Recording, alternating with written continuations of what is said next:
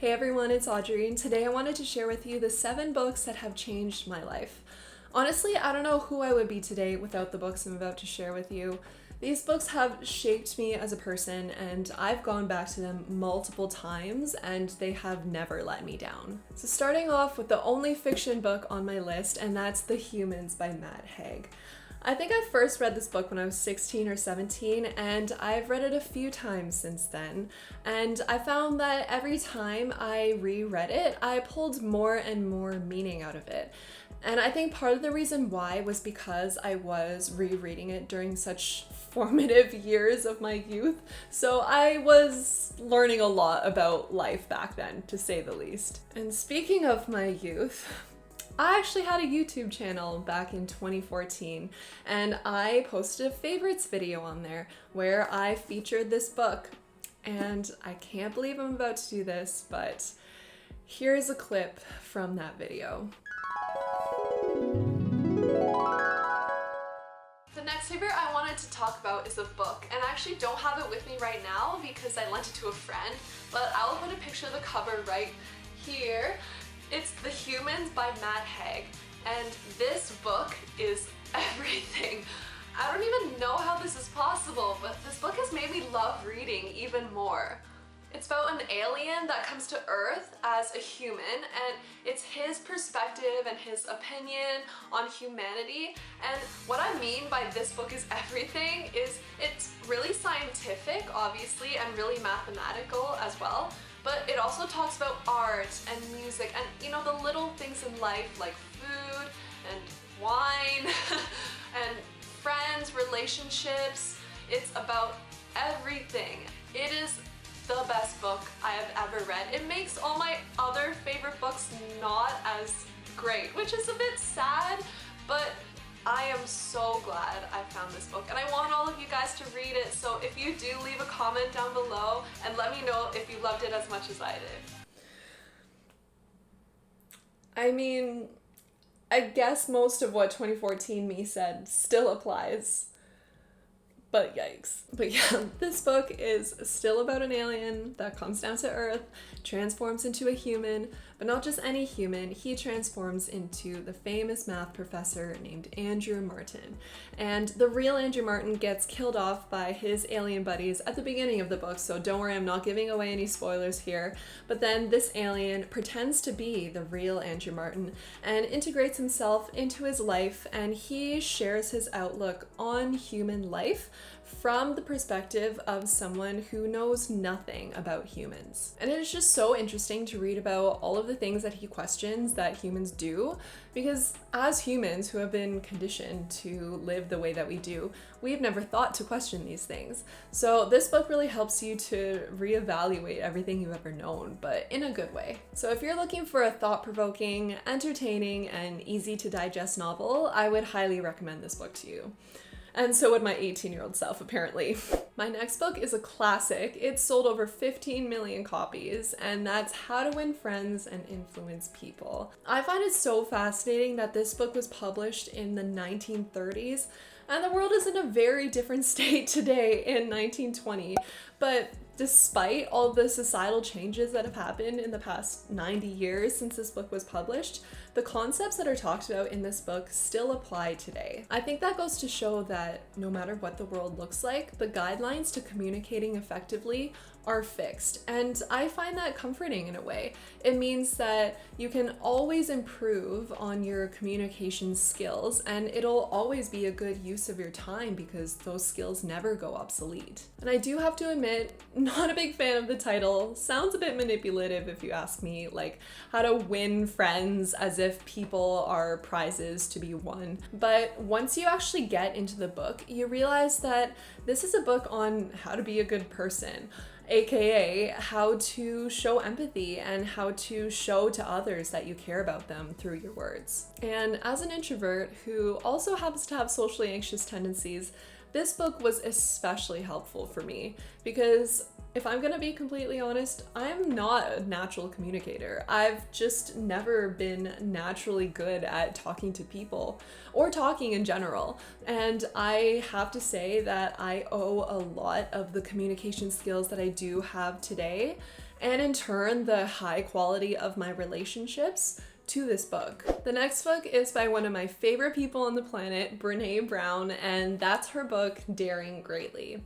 And this book explores the topic of vulnerability, my favorite. I don't think it would be possible for someone to read this book and not think, I feel seen. Brene Brown just has this uncanny ability to describe the human emotional experience so well. She just gives words to the messiest of human emotions and makes them so clear and so simple, and it just makes you want to scream, yes, that makes so much sense. And in Daring Greatly, she demystifies this cultural view we have of vulnerability as a weakness, and explains how vulnerability is actually the ultimate act of courage, and how everything we've ever wanted in life is on the other side of getting over that fear of being vulnerable. And this book has changed my life in so many ways, but one of the biggest ways is that it has made me more willing to open up to the people that are closest to me about things that are hard for me to talk about.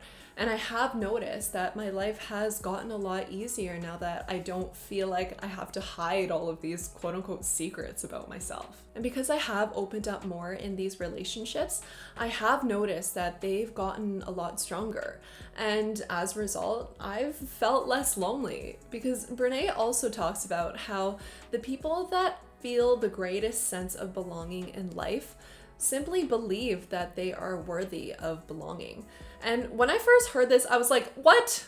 It's that simple? And she also talks about how true belonging can only happen when you're living according to your most authentic self. And when I first read this, I started to hold less of myself back and stop trying to be something that I'm not. And as I did this, I started to embed in my brain the belief that I am worthy of belonging. And while I can't say that I fully believe that statement yet, I have made a lot of improvement, and my life has gotten a lot better as a result. The next book is The Four Agreements by Miguel Ruiz.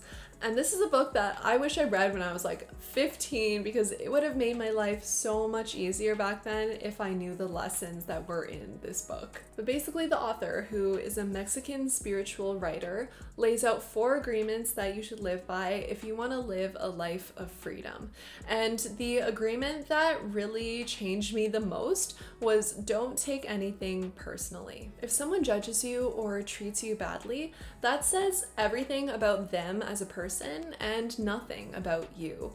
That's them projecting their reality onto you. And if their reality is that they're unkind to themselves, they're gonna be unkind to not just you, but a lot of other people too. So when someone mistreats you and you look at it this way, it helps you to move on from it a lot faster and to kind of not care too much what other people think of you. And as someone who used to care way too much what other people thought of me, this idea was very liberating. My next book is Big Magic by Elizabeth Gilbert, and this is actually the first book I've read by her, but she's also the author of Eat, Pray, Love, and I've been meaning to read that book for years and haven't gotten around to it yet, but after reading Big Magic, that book is definitely high up on my to read next list, because I love her style of writing. It's so playful and whimsical and entertaining, and even though this is a non-fiction book, I sometimes almost felt like I was reading a light-hearted novel. And I love how she makes inspiration into this kind of ephemeral fairy-like character in Big Magic. So she says, I believe that our planet is inhabited not only by animals and plants and bacteria and viruses, but also by ideas. Ideas are a disembodied, energetic life form. They are completely separate from us, but capable of interacting with us, albeit strangely. Ideas have no material body, but they do have consciousness, and they most certainly have will. Ideas are driven by a single impulse, to be made manifest. And the only way an idea can be made manifest in our world is through collaboration with a human partner. It is only through a human's efforts that an idea can be escorted out of the ether and into the realm of the actual.